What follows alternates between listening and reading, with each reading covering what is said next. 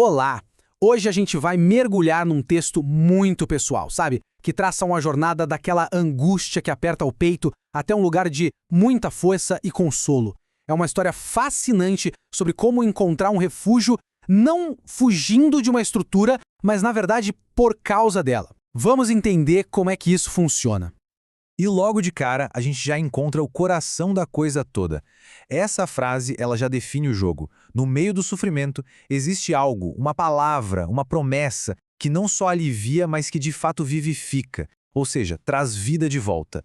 É o ponto de partida e, ao mesmo tempo, o destino de toda essa jornada que a gente vai explorar agora. Então, por onde essa história começa? Bom, a nossa primeira parada é exatamente aqui, uma promessa na angústia. É nesse ponto que a gente encontra a voz do texto num lugar bem vulnerável, um estado de espera, de aflição, se segurando numa única esperança. E o que é mais interessante aqui é que tudo se apoia numa memória, em algo que já foi dito no passado. A esperança não está em algo novo que vai surgir, mas numa promessa antiga. Isso cria uma base de total dependência e expectativa, sabe? Toda a estabilidade da pessoa está firmada nesse único pedido, que a promessa não seja esquecida. A partir daí, claro, a situação se complica um pouco. Na nossa segunda parte, zombaria e indignação, a gente vê que quem narra está enfrentando uma pressão que vem de dois lados bem diferentes. Uma pressão externa, do mundo ao redor, e outra que explode por dentro. Essa fonte de angústia que vem de fora é a pura pressão social. É o deboche, o ridículo vindo daqueles que o texto chama de soberbos. Eles ficam zombando da fé, desse apego à lei, testando a convicção de quem fala a todo momento. E essa imagem aqui ilustra muito bem esse conflito, né? De um lado você tem um ataque constante, a zombaria, e do outro uma resposta de uma resiliência. Impressionante.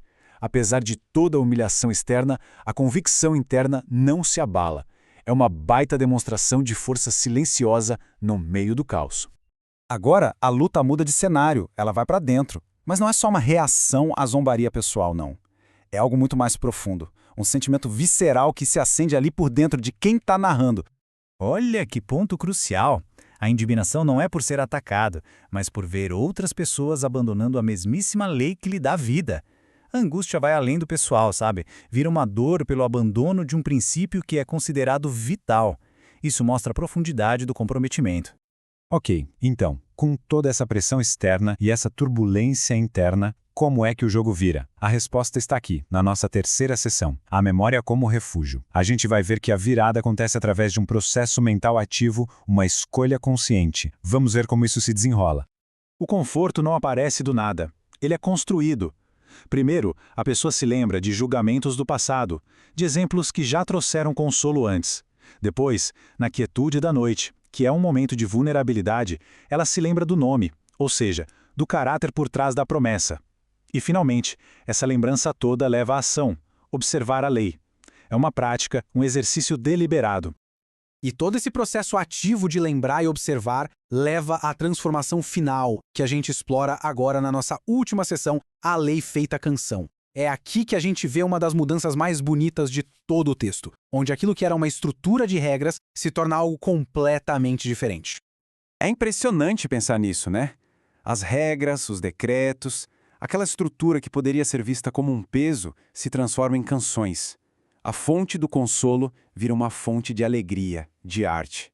A lei não é mais só algo para ser seguido, é algo para ser cantado, especialmente na casa da peregrinação, ou seja, durante a jornada difícil da vida. E quando a voz do texto fala sobre o que a sustenta, usa esta palavra, preceitos. E o que é isso? É simples. São os comandos, as regras de ação, os princípios que servem como guia. É importante entender que é dessa estrutura toda que nasce a força. E aqui a gente tem a amarração final, a relação de causa e efeito bem clara. Toda essa jornada de encontrar consolo, de transformar regras em canções, é o resultado direto de uma única coisa: a prática consistente de guardar esses preceitos. A recompensa está na disciplina. Então, o que a gente pode tirar dessa análise toda? Primeiro, que o conforto não é algo passivo, é uma prática. Que a força que vem de dentro pode sim nos proteger do caos lá fora. E talvez o mais surpreendente de tudo, que uma estrutura de regras pode se tornar uma fonte de criatividade e de alegria. Lembrar daquilo que nos fundamenta é um ato poderoso de refúgio. E isso tudo nos deixa com uma pergunta para a gente pensar. A jornada que a gente viu mostra regras virando canções, estrutura virando alegria, e isso nos faz olhar para a nossa própria vida e questionar quando é que a disciplina deixa de ser uma restrição e se transforma na verdadeira base da nossa liberdade.